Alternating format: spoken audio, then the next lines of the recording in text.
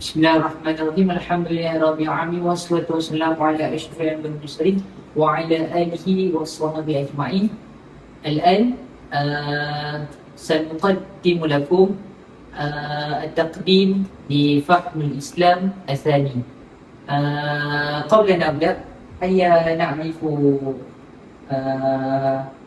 هنا أعضاء مجموعة. أنا مقر أحمد نردين ومعاذ الكريم ومحمد نجحان رفقي ومحمد رائد وحفيظتي. هيا نبدأ إلى غاية إعداد التقديم. أولا شرح آيات متربطة بالعلوم واستكشاف آية القرآن الكريم والتعمق في بيان وإجمالها واستفاد لنا لهذا غاية وتعزيز الإيمان بالله ودعوة إلى التدبر والتفكر والتأمل في دلالة تلك الآيات. الموضوع اليوم هو الجبال. الجبال هو مخلوق الله عظيم والكبير. كم عدد ذكر كلمة جبال في القرآن؟ كلمة جبال أو جبل ذكر في القرآن 39 مرات واختلف العلماء لأن بعض العلماء يزيد كلمة رواسية يساوي إلى 49 مرات. هيا نشاهد هيا نشاهد إلى كلمة رواسي. رواسي بمعنى جبل أو أوتاد. أوتاد بلغة الملايوية بمعنى pasar. وماذا منافع الجبال للإنسان؟ أولا تساعد الجبال على تقليل حركة كسرة الأرض وحماية الإنسان. وثانيا تعد الجبال مصدرا للينابيع والأنهار التي تنفع الإنسان. وهذا منافع الجبال للناس. ثم هيا نشاهد إلى فيديو. The Quran contains exactly such a description in the following verse. Have you not made the earth as a wide expanse and the mountains as pegs? Al-Quran, chapter 78, verses 6 and 7. The word tent means stakes or pegs, like those used to anchor a tent, and they are the deep foundations of geological folds.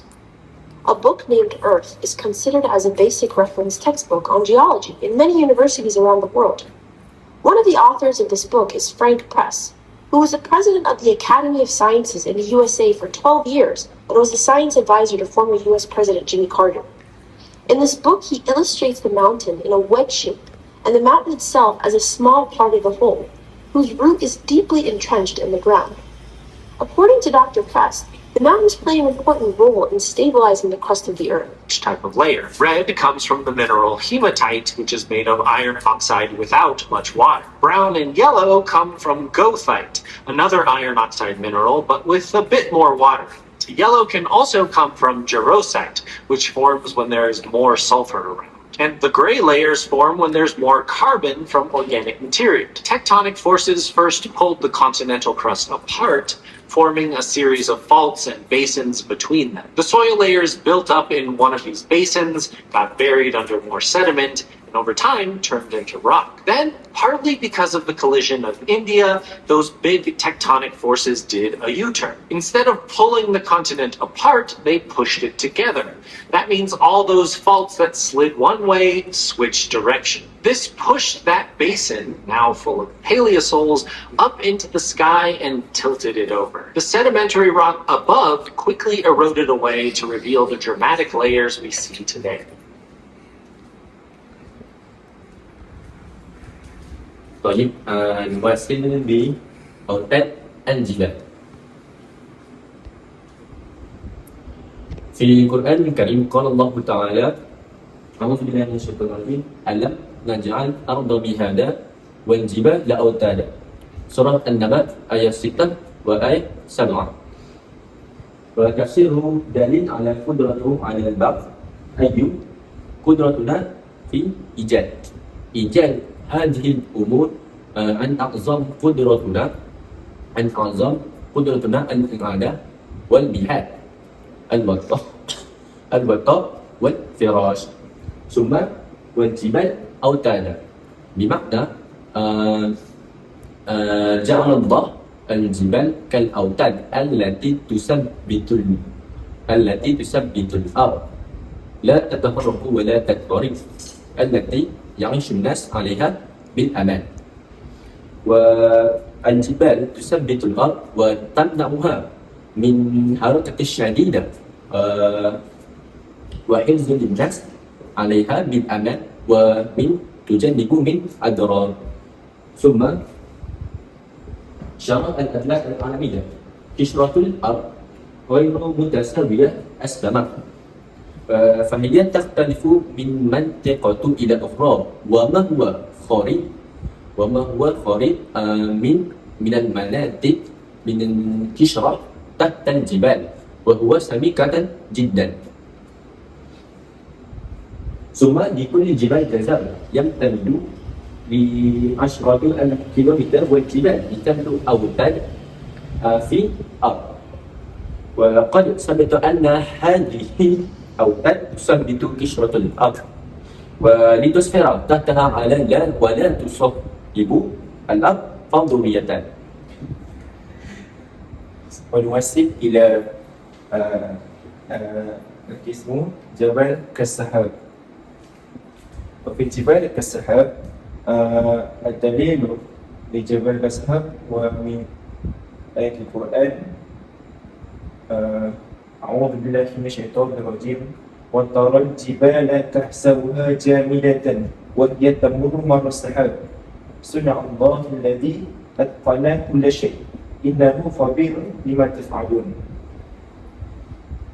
وفي هذه الآية تفسيرها في معنيين اختلاف بين علماء المفسرون المتقدمين والعلماء في مجال العلوم. وفي تفسير الأول ومن تفسير الثاني في الآية ترى الجبال تحسبها جميلة، بمعنى الأمة أو عباد الله لا تفقد شيئا منها، بمعنى تزنها بالجبال ليس تفقد وليس يغيب جزء من الجبال، وتزنها بقية على الحال المعهودة. تزن الإنسان أو عباد الله أن الجبال ليس غائبة وليس وثابتة، وهي قد بلغت منها الشدائد والأحوال كل مرة. معنى الجبال تواجه بالمطار أو شدائد أخرى. وقد تفتت الجبال تفتت بمعنى انكسار وصار قطعا صغيرا. وثم الجبال تنمحل الجبال وتكون حباء منثورا. تنمحل مرتبة بعدها يعني تفتت ووسله بتنوهله بمعنى تختفي شيئا فشيئا حتى تزول وتكون هباء منثورا والجبال جزء منها يكون هباء منثورا وبعد ذلك وهي تمر مر السحاب من خفتها وشدة ذلك الخوف وبعد ذلك صنع الله الذي أتقن كل شيء إنه خبير بما تعملون فيجازيكم بأعمالكم يحث الله على عباده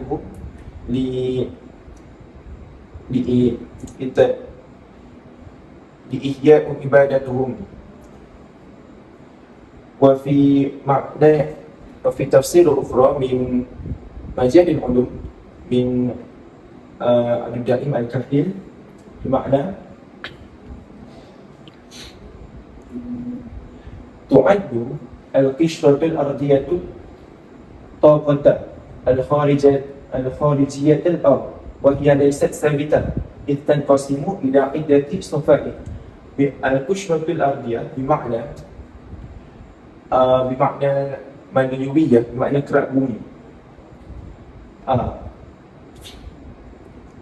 والطبقات الخارجية بمعنى لبس النوار وهي القشرة الأرضية ليست ثابتة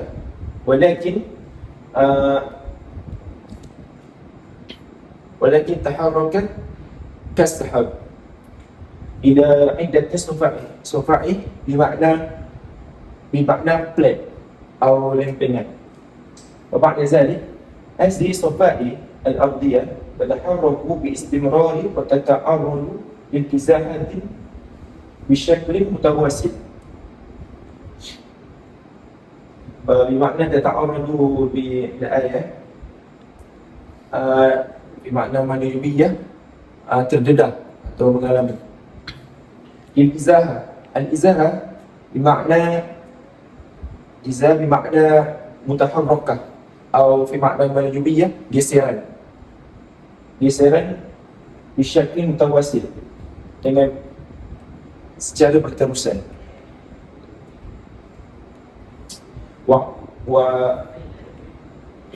وقد أثبتت الدراسة العلمية أن الصفائح الأرضية تتحرك مع الجبال عدة مليمترات في كل سنة وعلى ربي من أن هذه الحركة لا يشعر الإنسان إلا أنه يمكن رصدها وقياسها بدقة عالية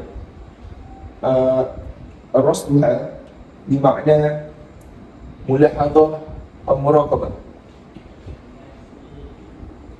هذا المقصود مني الموصل إلى الخير نجم ثم وقد ذكر في القرآن الكريم عن ألوان الجبال وهو في سورة الفاتر الآية 27 أعوذ بالله من الشيطان الرجيم ألم تر أن الله أنزل من السماء ماء فأخرجنا به ثمرات مختلفا ألوانها ومن الجبال جداد بيض وحمر مختلف ألوانها وغرابيب سود ثم بالتفسير القرطبي هيا نركز في هذه الآية ومن الجبال جداد بيض وحمر مختلف ألوانها في كلمة جداد المفسر قد يفسر أن المقصود الجداد والطرائق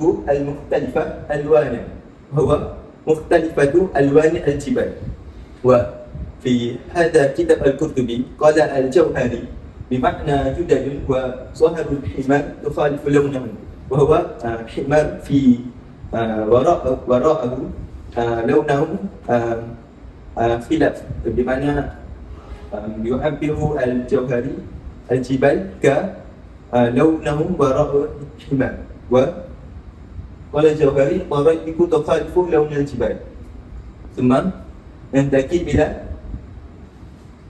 قيمة لشرح أدلة المعلوم. طيب ثم نواصل إلى شرح أدلة العلوم. في المجال العلوم تتغير ألوان الجبال باستمرار سبب المطر، ويذكر بعض العلماء العلوم أن تغير لون الصخور في الجبال في سبب بيئة المحيطة ودرجة الحرارة وظروف جوية. لا يمكن رؤية هذه التغيرات على الفوزي لأنها تحدث على مدى فترة زمنية طويلة جدا، وتتراوح من الآلاف على ملايين السنين. ثم وجود المثال في الصين وهو جبال زانية دانزا، وهو الجبال يوجد 7 ألوان، وهو بسبب لماذا الجبال يوجد 7 ألوان؟ بسبب حركة كشف الأرض، وهو تظهر الطبقات الصخور بألوان وقوائم وأشكال وأجمال المناطق مختلفة. ثم يؤكد الخبراء أنها نتاج العمليات التحول الصخري استمرت ملايين السنين، وهو لا هذه التحول لا بوقت أكيد، ثم بوقت الطويل وهو بملايين السنين في صخور رملية حمراء وأخرى. وهو هذه تحديث أو هذا الحدوث أي يكون بوقت الطويل.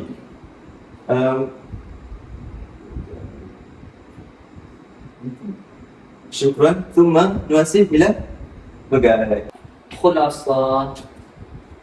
وخلاصة القول تعد آية القرآن آية حافلة بالمعاني عميقة، وقد تناول علماء التفسير بالبحث من جانب التفسير في حين أثبت علماء علوم الإنسان دلالتها من خلال العلوم والدراسة بوصفها دلائل على عظمة الله وقدرته. وتعد الجبال من مخلوقات الله العظيمة والكبيرة التي ينفع الإنسان كبيرا جدا. ويجعل الله الجبال سبب لتحقيق أو التوازن والاستقرار ووسيلة للحياة الإنسان والسلام على وجه الأرض. هذا فقط منا. جزاك الله خيرا كثيرا. السلام عليكم ورحمة الله تعالى وبركاته.